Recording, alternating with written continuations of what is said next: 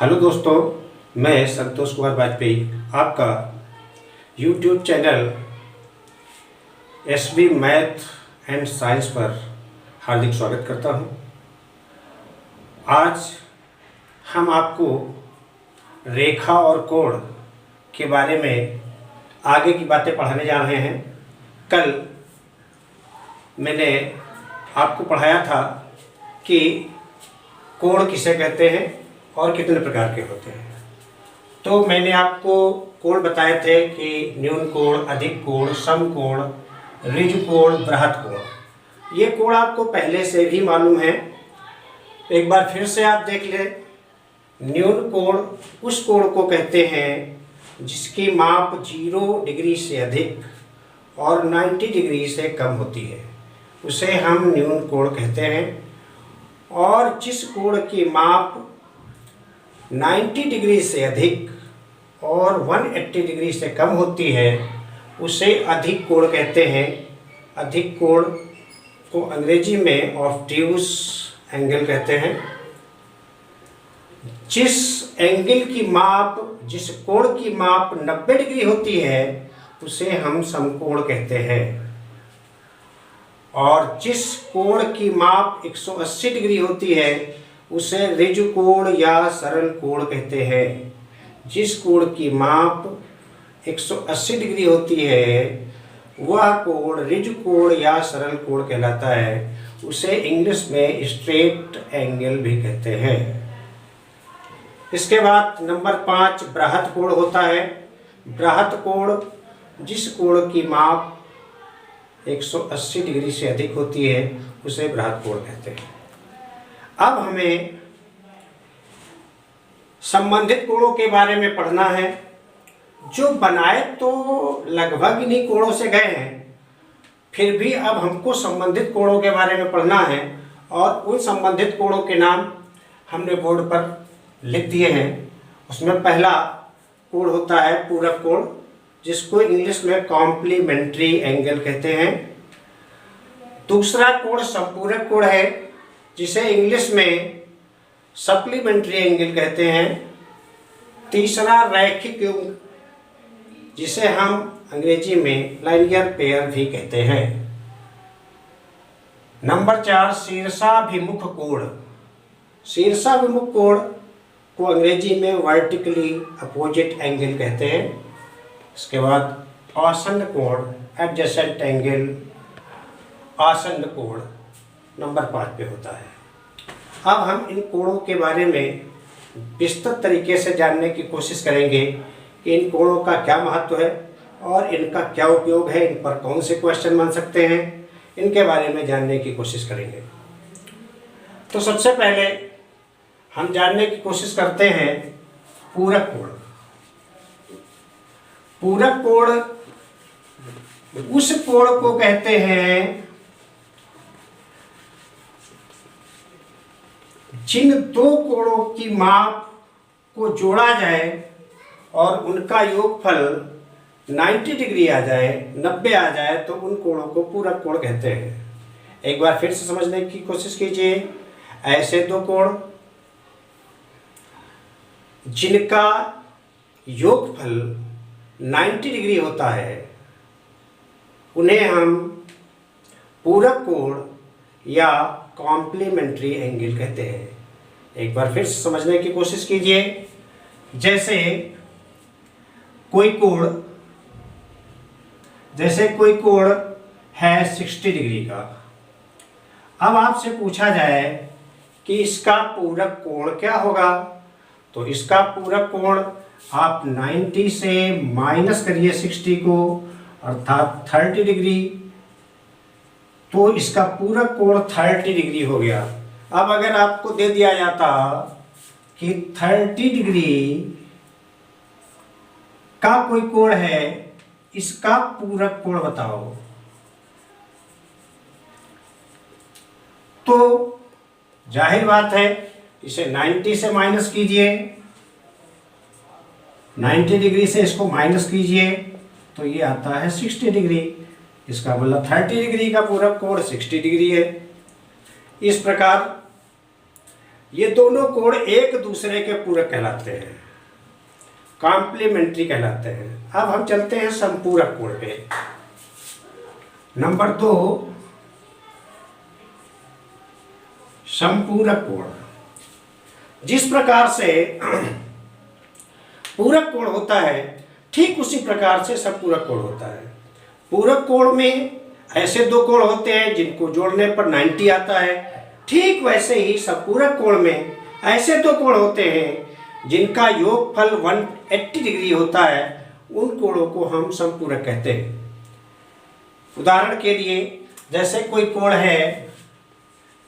है और उसकी माप 110 डिग्री है, 110 अंश है, और इसका आपसे संपूरक कोण पूछा जाए तो जो संपूरक कोण होगा, संपूरक कोण 180 से 110 डिग्री माइनस करने से 70 डिग्री आता है, अर्थात इसका संपूरक कोण 70 डिग्री है। अब इस 70 डिग्री के कोण का संपूरक कोण अगर पूछा जाए तो आप बता सकते हैं 110 डिग्री, अर्थात ये दोनों कोण एक दूसरे के संपूरक हैं। ये दोनों कोण एक दूसरे के संपूरक हैं। तो हमको लगता है आपको समझ में आ गया होगा कि पूरक कोण अर्थात कॉम्प्लीमेंट्री एंगल किनको कहते हैं और संपूरक कोण अर्थात सप्लीमेंट्री एंगल किसको कहते हैं। एक बार फिर से समझ लीजिए, ऐसे दो कोण जिन कोणों का योगफल 90 डिग्री होता है उसे हम कॉम्प्लीमेंट्री अर्थात पूरक कोण कहते हैं, और ऐसे दो कोण जिनका योगफल, जिनको जोड़ने से 180 डिग्री आता है, तो वो दोनों कोण एक दूसरे के संपूरक कोण कहलाते हैं। तो हम समझते हैं आपसे अब कभी भी कोई भी क्वेश्चन इस तरीके का आ जाए और आपसे ये पूछा जाए कि इसका संपूरक कोण बताइए या इसका पूरक कोण बताइए, तो आप आसानी से बता सकते हैं। अब अगर आपसे ये कह दिया जाए कि कोई कोण x डिग्री का है और एक एंगल 50 डिग्री का है, यदि कह दिया जाए कि एक कोण x का है, एक कोण x डिग्री का है, दूसरा 50 डिग्री का है, और ये दोनों कोण कॉम्प्लीमेंट्री है अर्थात पूरक कोण है, तो x का मान ज्ञात करो। तो x का मान ज्ञात करो। तो आपको अच्छी तरीके से पता है कि ये दोनों जब पूरक कोण हैं तो अगर इनको जोड़ा जाएगा तो क्या आना चाहिए, तो इनका योगफल 90 डिग्री आना चाहिए। अब आप समझते हैं x डिग्री इधर हुआ, 50 उधर जाएगा, 90 माइनस 50 अर्थात 40 डिग्री। तो इस तरीके से आप x की वैल्यू निकाल सकते हैं। और हम समझते हैं बिल्कुल आसान सी बात है कि आप संपूरक कोण और पूरक कोण को अच्छी तरीके से समझ गए होंगे। पूरक कोण और संपूरक कोण में केवल इतना अंतर है, पूरक में आप ऐसे दो कोण होते हैं जिनका योगफल 90 होता है, और संपूरक में ऐसे दो कोण होते हैं जिनका योगफल 180 डिग्री होता है, उन्हें हम संपूरक कोण कहते हैं। हम समझते हैं ये बात आपको बहुत अच्छी तरीके से समझ में आ गई होगी। अब हम तीसरे कोण पे चलते हैं, और तीसरा कोण हमारा था रैखिक युग्म।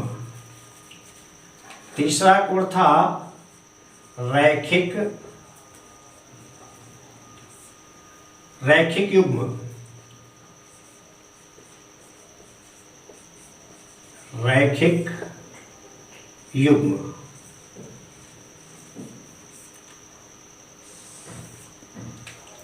Linear pair. ये रैखिक युग्म क्या होता है ये हम आपको बता दें।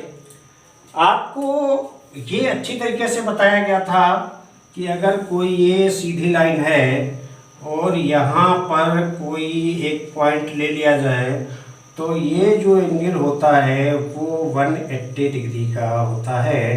ये आपको भली भांति पता है, और इस कोण को हम स्ट्रेट एंगल कहते हैं, मीन्स सरल कोण कहते हैं। ये आपको बताया गया था पहले सरल कोण में। अब हम आपको बता दें रैखिक युग्म भी इसी से संबंधित है। अब अगर इसमें हम कोई एक रे और यहाँ से खींच दें और इसका नाम हम ओसी कर दें, तो एंगल एओसी, एंगल एओसी और एंगल बीओसी ये रैखिक युग्म है। इन दोनों कोणों का जो योग है वो 180 डिग्री है, और इन्हें हम रैखिक युग्म कहते हैं, लाइनियर पेयर कहते हैं।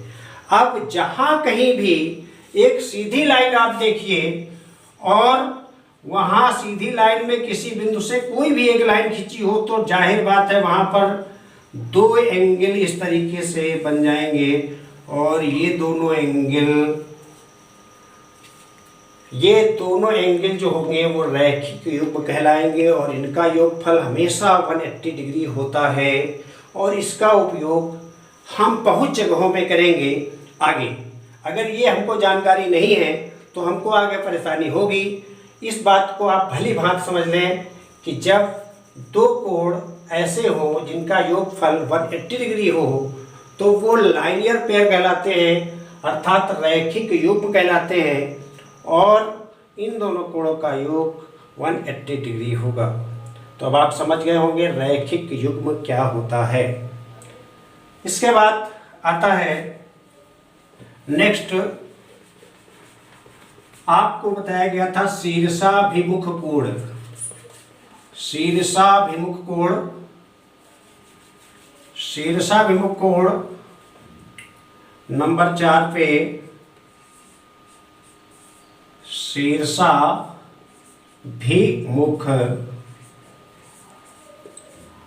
कोण, इसको इंग्लिश में वर्टिकली अपोजिट एंगल कहते हैं, वर्टिकली अपोजिट एंगल कहते हैं शीर्षाभिमुख कोण। अब आपको बता दें, कल आप लोगों को बताया गया था तिर्य वो प्रतिच्छेदी रेखाएं। तो ये जो एंगल है ये प्रतिच्छेदी रेखाओं से संबंध रखता है। जब दो रेखाएं एक दूसरे को किसी बिंदु पर काटती हैं, तो आपको बताया गया था कि ये दोनों रेखाएं प्रतिच्छेदी रेखाएं कहलाती हैं। आपको याद आ रहा होगा।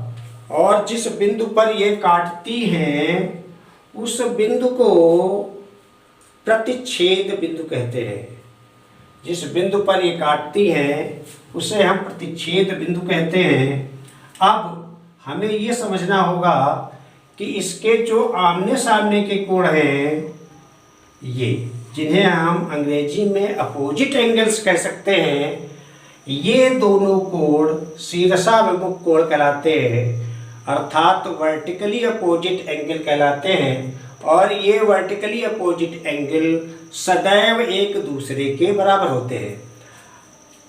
ये वर्टिकली अपोजिट एंगल एक दूसरे के सदैव ही बराबर होते हैं।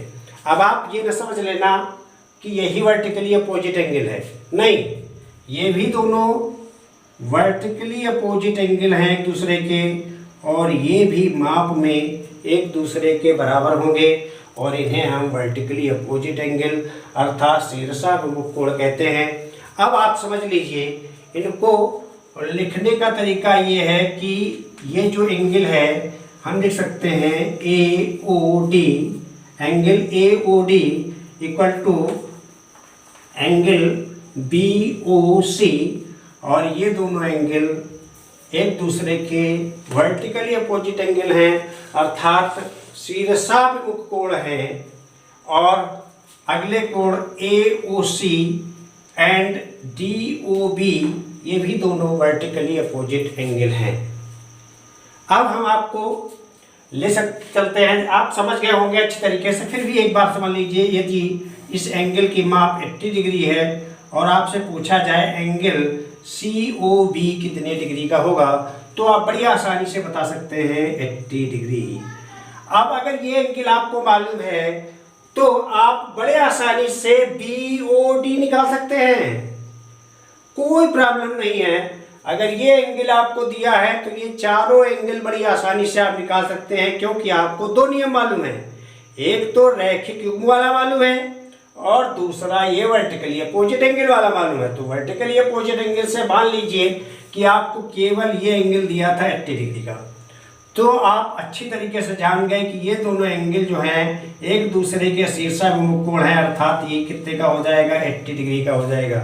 अब हम बात करते हैं एंगल BOD कितने डिग्री का हो जाएगा। अगर ये पता करना है तो आप देख रहे हैं अच्छी तरीके से, आपको अभी अभी बताया गया था रैखिक युग्म के बारे में कि अगर कोई लाइन इस तरीके से है और किसी पॉइंट पर एक तीसरी रे आती है तो यहाँ पर दो एंगल बन जाते हैं और इन दो एंगल्स का जो सम है, योगफल है, वो 180 डिग्री होता है और इनको रैखिक युग्म कहा जाता है। तो इस तरीके से आप जरा देखिए, अगर हमको ये वाला एंगल निकालना है तो ये एक सीधी रेखा है, स्ट्रेट लाइन है कि नहीं है ना, ये स्ट्रेट लाइन, ये स्ट्रेट लाइन है और उस पर एक एंगल तो ये बना हुआ है और एक एंगल ये बना हुआ है। जाहिर बात है कि ये दोनों एंगल रैखिक युग्म है और रैखिक युग्म में आपको बताया गया है कि अगर किसी रेखा पर दो एंगल बनते हैं तो उनका योगफल हमेशा 180 डिग्री होता है। तो इसका मतलब है कि आपको क्या करना चाहिए, इस एंगल को AOD plus angle BOD equal to 180 degree हो जाएगा और इसमें आपको AOD एंगल की माप 80 डिग्री दी हुई है, तो आप बड़े आसानी से एंगल BOD निकाल सकते हैं। तो एंगल BOD 180 माइनस 80 100 डिग्री, इस तरीके से एंगल BOD आ गया 100 डिग्री का। और चूंकि AOC वर्टिकली अपोजिट एंगल है, इसका मतलब है ये एंगल भी 100 डिग्री का हो जाएगा। तो हम समझते हैं कि आप ये नंबर 4 शीर्षाभिमुख कोण अच्छे तरीके से समझ गए होंगे। अब नंबर 5 आता है आसन्न कोण। आसन्न कोण नंबर 5 में हम आते हैं आसन्न कोण पर। आसन्न कोण,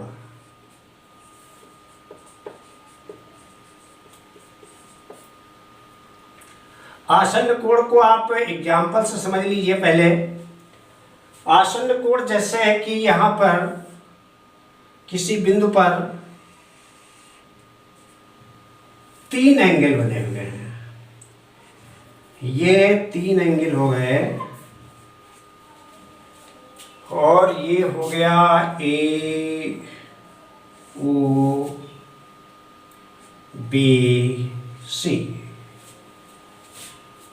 अब इसमें आप देख रहे हैं AOC angle, AOC angle AOC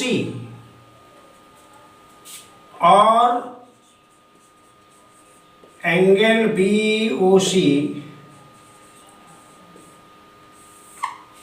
ये दोनों एंगल एक दूसरे के लिए आसन्न कोण हैं, या आप समझ लीजिए ये दोनों आसन्न कोण हैं। अब इस आसन्न कोण किसे कहते हैं, ये समझने के लिए क्यों है आसन्न कोण, इसके लिए आपको ये समझना होगा कि इन दोनों कोणों का जो वर्टिक्स का मतलब शीर्ष, जैसे ये कोई कोण है तो उसमें यहाँ पर क्या होता है, ये शीर्ष होता है। ये अगर शीर्ष दो कोणों का एक ही हो, शीर्ष दो कोणों का एक ही हो और उनकी एक भुजा साइड दोनों कोणों में उभयनिष्ठ हो, उनमें एक साइड अर्थात एक भुजा दोनों कोणों में उभयनिष्ठ हो, तो ऐसे कोणों को आसन्न कोण कहते हैं। एक बार फिर से समझ लीजिए, ऐसे दो कोण जिनका शीर्ष तथा एक भुजा दोनों कोणों में कॉमन हो अर्थात उभयनिष्ठ हो, तो ऐसे कोणों को आसन्न कोण कहते हैं। अब आप समझ गए होंगे आसन्न कोण किसे कहते हैं।